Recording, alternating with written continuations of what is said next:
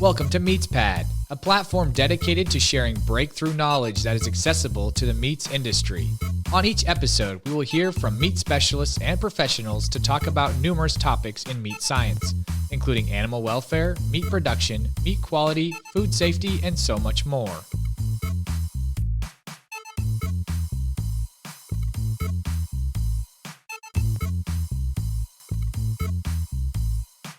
Hello, me folks. Welcome back to the Inside Podcast. Today we continue here at the Reciprocal Meat Conference 2022 here in Des Moines, Iowa. On day 3, we continue these conversations with meat industry leaders.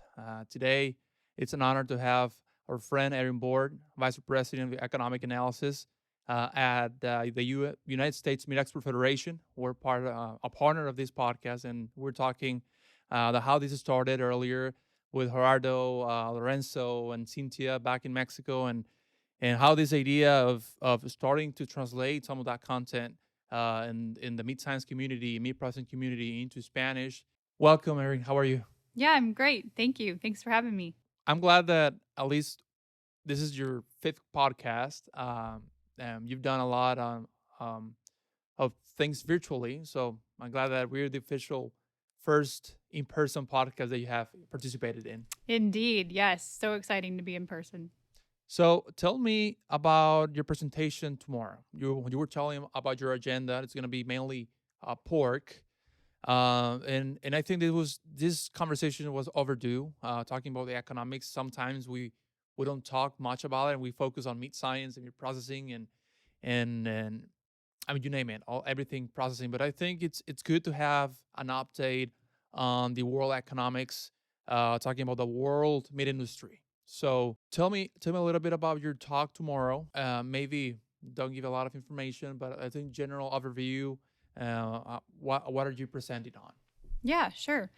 So it's a challenging situation out there, economically speaking, but I am going to set the landscape for where the U.S. fits for the world pork situation. And it is, I would say, an optimistic outlook, recognizing we have some challenges kind of at the doorstep. But maybe most importantly, pork production for the top exporters is actually decreasing. So Europe, most importantly, U.S., Canada, all seeing a bit less pork produced this year, except Brazil, and there's growth in Brazil. But for 3 out of the top 4 major exporters, we're seeing a decrease in production. And I wouldn't say that's good, except given the economic situation globally, it's actually better to be going into this challenge with a bit tighter supplies. And you wouldn't want a glut of pork as we start going into consumers tightening belts around the world. And so we're still seeing some challenges on pricing. So it's an inflation-driven, landscape at the moment. That's the top of everyone's minds, including policymakers. But if we look at the wholesale prices for U.S. beef and pork, they're actually down 20% year on year. And we're still above 2019 levels by 20 to 30%, so above that pre-pandemic level. But our wholesale prices, not retail, have dropped significantly from the highs of last year. And at the same time, our costs of production, so for everything, for feed, for labor, for transport, all of it, energy, obviously, are sharply higher. And so I think at this time, it is as important or more important than ever that we have the export side firing on all cylinders, because that's how we add and maximize the value of every animal we produce. And also at a time where the global economic situation, it really varies depending on where you are. So the war in Ukraine impacts everyone differently. High oil and energy prices impact differently. The inflation situation is a bit different in every market. And so being able to have access to every consumer, or not every, but as many consumers as possible around the world is in our best interest to be able to, again, get the best price we can for every item on that hog. And so that brings us to what's happening in the importers side of the equation. And on the production side, China is the big swing player. They're the biggest pork producer in the world, biggest consumer. And their production is or has been increasing. We know they came out of that ASF hole. And so that's been the big change really over the past year. So since mid last year, since June of last year, was China's strong herd rebuild.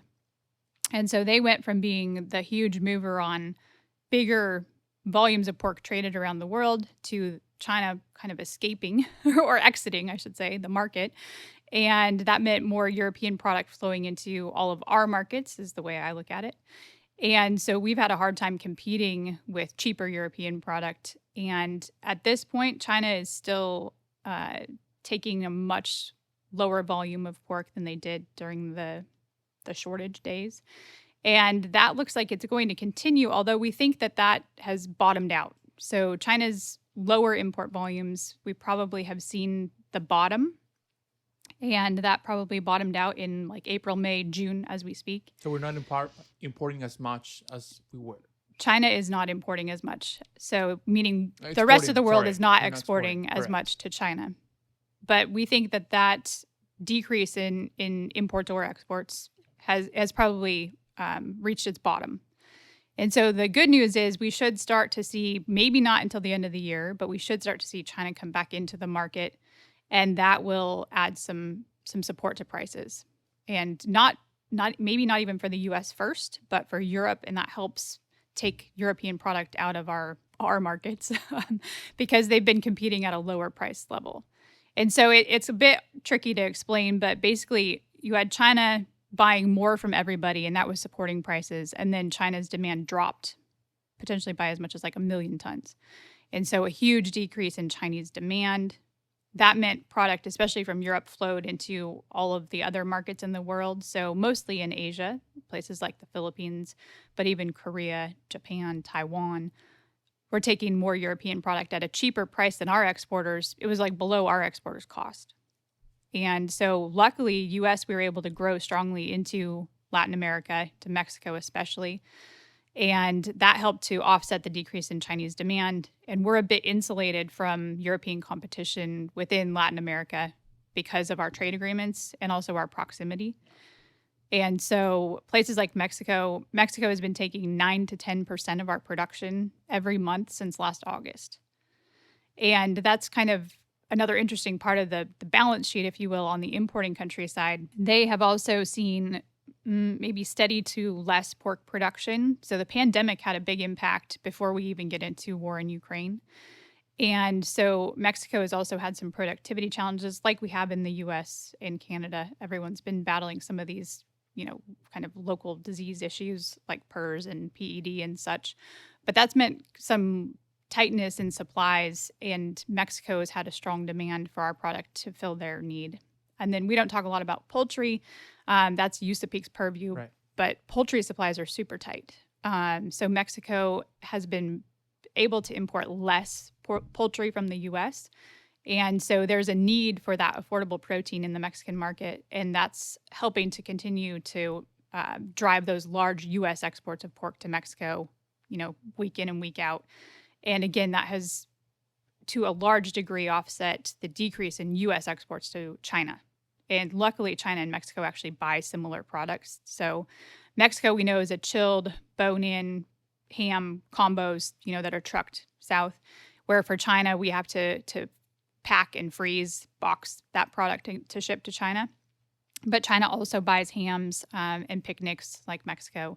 And then they also both buy the variety meats. So China's our biggest variety meat market. So talking feet, stomachs, heads. Yeah, offal. Yep. And Mexico is number 2. So those two markets are very different, but they're actually similar in some of those items that they take.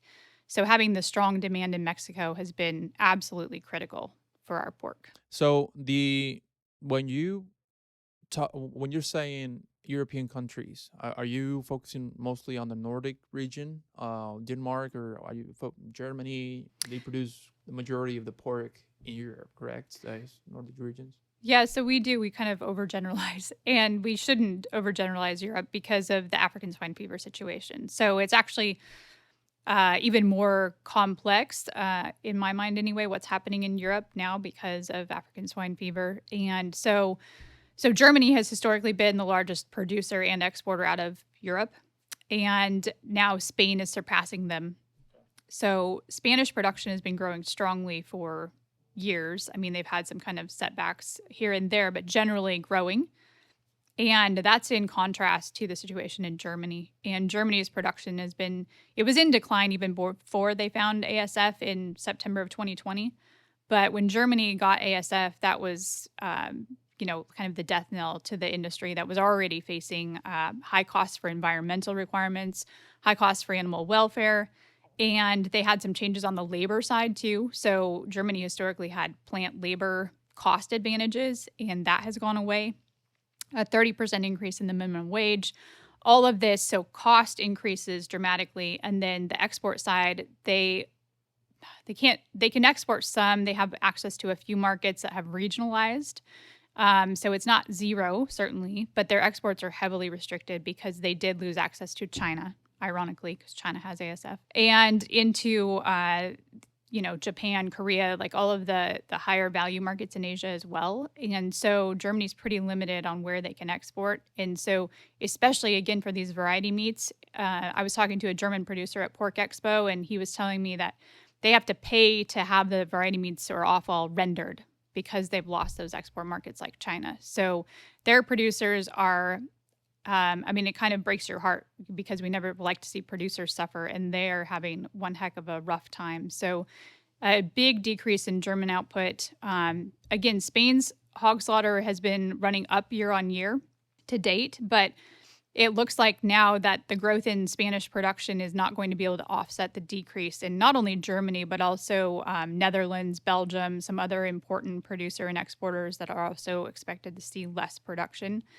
And then you mentioned Denmark. Denmark is another power player on the export front, especially. And they had a big decrease in sow numbers in, I think, their April inventory, down more than 5%. So Denmark has historically shipped a lot of piglets into Germany in the past for further fattening and slaughter in Germany. And obviously with ASF, that changed everything. So Denmark is being impacted as well. So for us, we look at the future demand for U.S. pork as only growing because Europe, again, is our biggest competitor when you look at them all together. And it's just a super challenging environment for production in Europe. They get 40% of their feed imports from Ukraine. And so feed costs have accelerated. And that's the other topic I was going to ask you. After COVID, it seems like it's been one thing after another. So drastically has impacted meat prices. And we're talking about that. Without going and just saying too much, what's your take or your expectations from future meat prices? Yeah, meat prices. So this is where it gets a little bit cloudy. Well, I wouldn't even say that. It's everything is kind of indirect. So, and it depends on what we're talking about. Okay. So for retail meat prices, they're basically at all-time highs. But the wholesale price, so the packer FOB price is down 20% year on year. So it's an important differentiation because the producer is seeing lower prices and the retail or the consumer is seeing record high prices. So the retailers and food service industry as well, they're seeing high costs for everything. So even though their wholesale meat price has dropped, they're resisting dropping their sticker price to the consumer because they're paying higher prices for labor, for fuel, for shipping, and because everyone got kind of beat up through COVID. So if there's a margin there today for our end user, they're holding on to it. And there's some funky stuff that always goes on in the meat case, you can argue that they're subsidizing one meat product with a price on another. And, I don't know how all of that works exactly, but it is important to note that the consumer is paying essentially all-time high prices, but the producer is receiving lower prices. And so for the meat industry, we don't just pass on higher costs. That's not how it works. In agriculture, we're price takers. So say as a hog producer or a cattle producer, my costs of production are sharply higher because I also pay for gas, diesel, shipping on everything. It is going up, it's hitting new highs for feed, for labor. All of my costs are, essentially record high. but the price I'm getting is now lower than it was. So the way it works is then you see that price squeeze on the producer, and the packers are in different situations, depending on the species, but packer margins are shrinking as well. And so again, that passes back a lower price for the animal. Yeah. So then it takes a supply response to be able to pass on a higher cattle, hog, beef, pork price. So what should happen is we see a decrease in production to be able to pass on higher costs. So it's a bit messy, and it takes a while for these things to cycle out. But that's why in the beginning I was saying it's actually not a bad thing that we do see smaller production already, because it puts us in a bit better footing to be able to pass on higher costs. So and on the less product out there, the higher the price would be. Yep. Yeah, it's economics 101. Right? Yeah. Yeah, and on the beef side, I mean, we have this drought situation, right? So beef cow herd peaked in 2019. We had kind of modest liquidation in 20. Last year, it accelerated. And then so far this year, significantly higher cow slaughter, running up 15, 20%. And so USDA has a sharp decrease in U.S. beef production penciled in for next year. So not now. We still have some hard times as far as having near record production and a challenged consumer at the moment. But then next year, a significant reduction in beef output, again, which sets you up a bit better to be able to pass on those higher costs.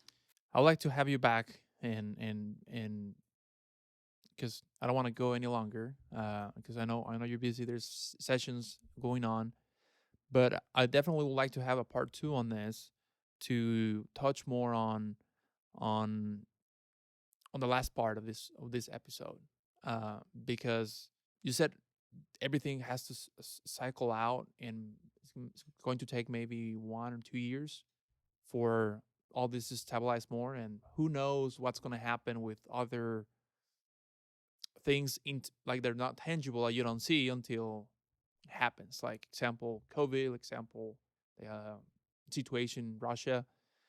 But thank you a lot for joining us today. Today is a day where we're having a short series of women in the meat industry, and I think this is a great, because you see a lot of the sessions out there, all grad students.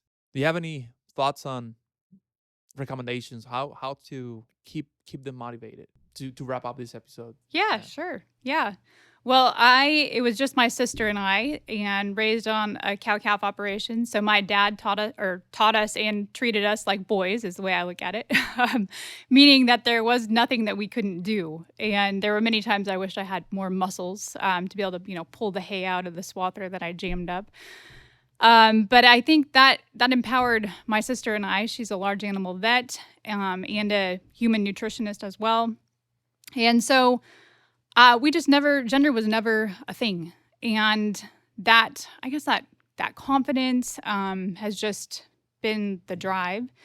And as a mother of 2 boys, I've lived the challenges of, oh my gosh, how do you do this? So it's not easy, but my strong family behind me. So my husband, my mother and father-in-law, my parents are not close, but thankfully my mother and father-in-law are close. And so they've been a godsend. And my husband will just take the boys, do whatever he has to do to allow me to do what I love doing. And so it takes a village. It takes all of our good friends as well. But you just don't even consider the gender. And as I've been told by those that I look up to, we're women. We just do it. So I know a lot of leaders in ag that are women, and that's what they've told me is it doesn't necessarily get easier, because then those kids get involved in everything. But yeah, somehow, good Lord willing, we just make it happen. All right. Well, thank you for your kind words, and regardless of gender, everything is possible. So thank you a lot for joining us today. I hope to have you back sometime soon, and appreciate your time. Thanks so much. It's been a pleasure.